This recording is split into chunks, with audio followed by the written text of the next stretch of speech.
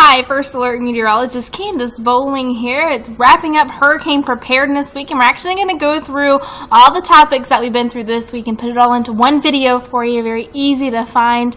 And so let's go ahead and get started. So Sunday we talked about determining your risk, and you can see all the different topics we covered throughout the day. So here's what we've got for Sunday: impacts from hurricanes. So a hurricane can give us a ton of different types of weather scenarios, from very windy conditions. You can get flooding. I know many of you remember the whole Dennis and Floyd events that happened in 1999. It produced flooding inland and along the coast, so it's most definitely a myth that hurricanes only affect the coastal regions. They can affect inland and coastal areas. You also can get tornadoes out of hurricanes as well. They're very common in them. Also high rip currents, erosion issues, any kind of beach issues, and storm surge is one of the bigger impacts. I would say it ranks up there with the wind impacts as well. So knowing your risk is going to be a huge factor into knowing how to prepare. So that means knowing if you live right along the coastal regions or if you live next to a river, you're going to have different impacts depending on where you live. So on Monday we talked about how to develop an evacuation plan. So where would you go? So if we had to evacuate right now, do you know where you would go? Do you know where you and your family members would go? How do you get there? So do you already have the route planned? One thing to think about is if you are trying to get out, there might be a lot of traffic. You might have a lot of people traveling on roads that they may not know. So you want to know exactly where you're going to go and have it mapped out before you go. So go ahead and start planning now about where you might go in the event that you do need to evacuate. So next on Tuesday, we talked about securing an insurance checkup. And what that means is, do you live in a flood-prone area? If so, do you have flood insurance already in place? So knowing what insurances you have, getting with your insurance agent and just figuring out, are you covered for floods? Also talk about your cars as well. Go to your auto insurance and figure out what different types of policies you have available for your choice.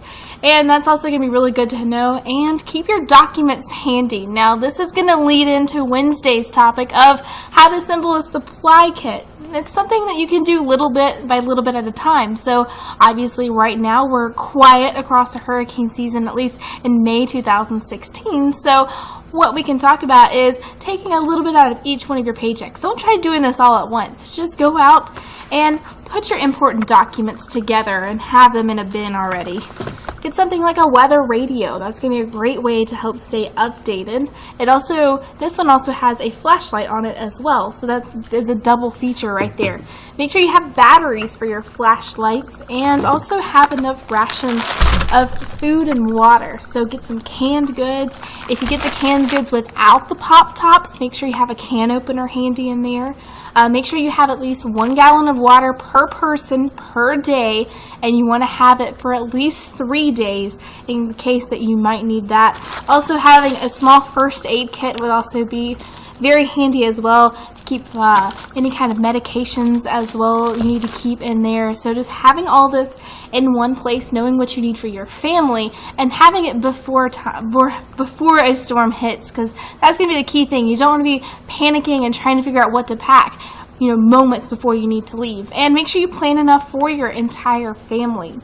Now, as far as strengthening your home, if you do decide to stay in your home or if you want to try to protect your home, trim your trees regularly. That's going to help with any kind of broken limbs that could fall and then become potential debris or hazards that could hit the side of your house. Also, buy the protective supplies ahead of time. So, as soon as a storm hits, a lot of the stores are going to have these supplies, but they're also going to run out pretty quickly because everybody's going to be looking for them. So try to get some ahead of time and just have it stored up.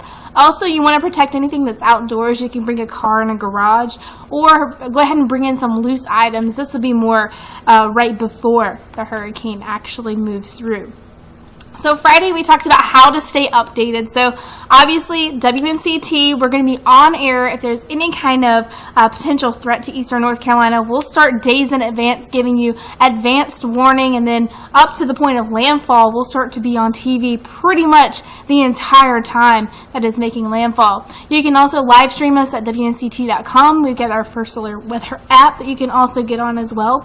Daily tropical updates, we've already started those. You will see those all the way through. through November 30th each and every day to keep you updated. Even if it is quiet, you'll at least know what's happening in the tropics. A NOAA weather radio, like I just showed you, is a great tool. Now this one actually doesn't need batteries. You actually can wind it up and it charges itself, and it's a great tool to have to try to stay updated with any kind of warnings and watches that may come down from the National Weather Service. Also, social media is a great resource now, but I wouldn't make that one your top priority. Try to find something else like the live streaming app or a weather radio before social media, but it is a great tool to figure out anything that may be happening. So Saturdays, we're talking about making a written plan. So take everything that we just talked about and write it down specifically for your family. So know exactly where you need to go.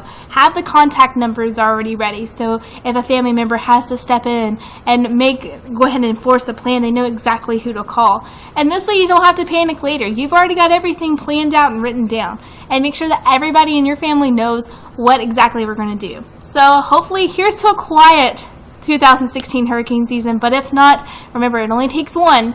At least you'll be prepared.